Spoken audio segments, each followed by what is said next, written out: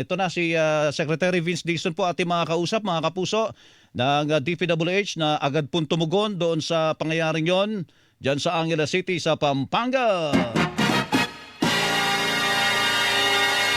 Secretary Dixon, magandang umaga po, Secretary. Hello. Umaga po, Kuya Melo. Magandang umaga po. Opo, unahin po natin yung kailan ho ba talaga nag-umpisa po yung construction kung mayroon po kayong impormasyon dyan sa anong klaseng building po pati yan, Secretary? 2023 po ang Okay. sinabi kanina ay kahapon ni Mayor John Gasatin, no? Opo. 2023 po nag-umpisa yung construction and ongoing pa rin siya, no?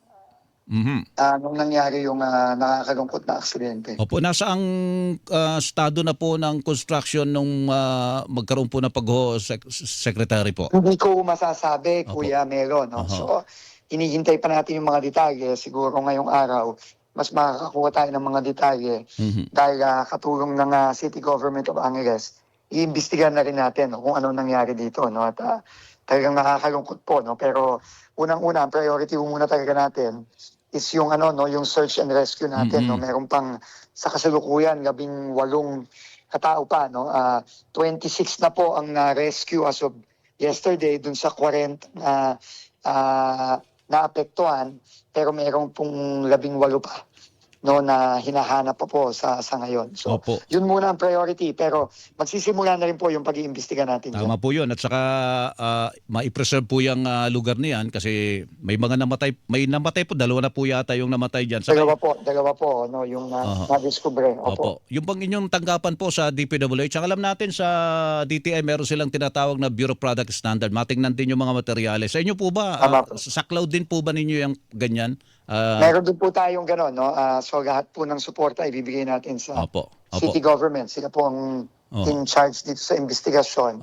Pero lahat po ng technical expertise ibibigay natin. So para po malaman natin yung talagang dahilan kung bakit nangyari ito. Secretary, nandiyan kayo. Naka-standby din sa ang inyong mga tauhan at saka mga kagamitan. Ano po ang ano po ang medyo nagpapaantala po at ano po ang kinukonsider niyo bakit medyo dahan-dahan po tayo diyan, Secretary?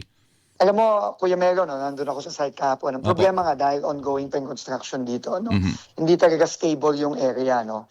Marami pang mga scaffolding, syempre hindi pa buo yung mga yung building. So, very unstable po 'yan, no. So, yun po ang challenge talaga dito, no. Kailangan kahapon minamano-mano po nung ating mga search and rescue sa BFP, no, at sa City Government ng Angeles. Yung debris dahil po talagang delikado at kung merong mga survivor pa sa ilalim, hindi natin pwedeng basta-basta na lang gamitan ng heavy equipment yan, no? Kasi nga napaka-unstable ng area. Pero ngayon po, kaninang madaling araw, hiniling na po ng ating mga search and rescue teams yung mga heavy equipment na natin, no, na naka-standby na doon immediately kahapon nung nangyari yung insidente. So, nandun na po yung mga heavy equipment natin. So, dahan-dahan po nating hinuhukay, no, yung debris. Pero talagang kailangan very, very careful tayo kasi very unstable po talaga yung area. Napakaselan po niyan kasi baka maselan po talaga. Pag ginalaw mo baka may madaganan pa sa ilalim kung may buhay po. Tama po. At syempre pati yung ating search and rescue teams kailangan alagaan din natin yung safety nila. Opo. Secretary, yan lang ho ba ang kasi sinasabi unang balita sa amin dahil malakas daw ang ulan at malakas ang hangin. May iba pa bang nadamay diyan na gusali? Kasi nangyari yung ulan at yung malakas na hangin nung hapon at nung gabi, nung Sabado.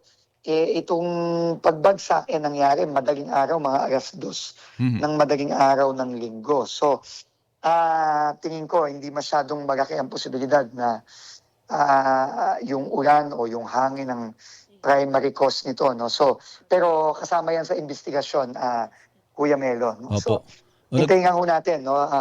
Unahin natin itong search and rescue, itong priority natin. Pero sa mga susunod na araw, susunod na linggo, magagaman din natin ano ba talaga nangyari dito, nagkaganito. Merong missing kasi 18 daw po, pero hindi alam kung yung iba dyan umuwi o yung iba nandyan pa sa ilalim. Ano na ho nakukuha po ninyo dyan?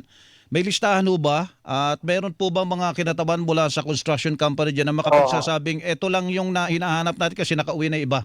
Secretary? Yun nga, no, nandun kami kahapon, pero as of mga bandang alas 2, alas 3 kahapon, wala pa kaming contact dun sa owner at yung ano no, Construction yung company? construction company. So, Aha. kailangan malaman talaga natin talaga para ma-account natin kung ilan ba talaga yung Hinahanap? naiwan na construction worker Mhm. na nandun nung nangyari itong Mhm. aksidente ito. So, baka naman ngayong umaga meron na, pero as of kahapon wala pa. Opo. So as of now, ang na-rescue po 26, ang missing Opo. ay 18, ang kabuuan, hindi pa natin alam kung talaga iba dito yung nakauwi. Karamihan daw mga construction worker, 47, dalawa yung O, 40 patay. po yung ano, no, yung Oho. inaakala natin na nandun. No? Mhm.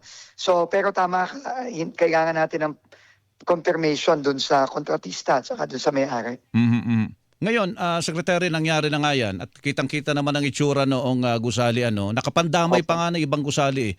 Ano po ang gagawin natin doon sa ibang mga nakalapit na gusali dyan? Titingnan din ba natin yung structural integrity? Kasi Opo, nayanig gagawin dyan din po natin yan, no? Opo. Yung mga katabi. Mhm. Lalo na may isang building na tinamaan dahil sa Mhm. pagguho. Opo. Kailangan tignan din natin yan. Oo. So, ang city government naman po, si Mayor John Gasatin, nakatutok dito, no? Tayo nakasuporta sa kanya. Oo, yun, oo. Kasi in fact, yung isang Malaysia national dyan, hindi naman po dyan sa gumuhong gusali, kundi doon sa Nandun po katabi. siya sa kabila, doon sa apartel sa kabila. Opo, opo. Ay, yan lang ba ang mataas na gusali po dyan sa vicinity na yan, Secretary? Halos pare-pareho naman po ang mga height, pero ito medyo mataas, 9 Oo. stories ito. Oho. Sige po. So ngayon po Opo. ngayon ang hinihintay sa panig po ng DPWH ay pakilusin yung heavy equipment upon request ng mga sino po bang on top diyan, ang Bureau of Fire po ba? Bureau Secretary? of Fire po. Aha. Bureau of Fire po ang commander on the ground. Opo, Pero opo. nagsimula na po yung mobilization. Nandun na po yung on-site na po yung nagtatrabaho na po yung mga heavy equipment natin. Mhm. Simula kaninang madaling araw. Kung kailangang isa-isahin ang bawat hibla ay Opo. dahan-dahanin dahil baka may Tama po. madisgrasya. Paano po, Secretary? Ano po? Tama po. Opo. Tama Secretary, po. salamat po. Magdasal po tayo, no, Sama para po. sa Sana mga kababayan natin saka sa mga pamilya nila. Sana yung mga hinahanap buhay lahat, Secretary. Oo. Opo. Sige po. Thank you po. Pag-nag-try po natin. Maraming salamat, Kuya Mero. God bless po. God bless. Secretary Vince Dizon ng Department of Public Works and Highways.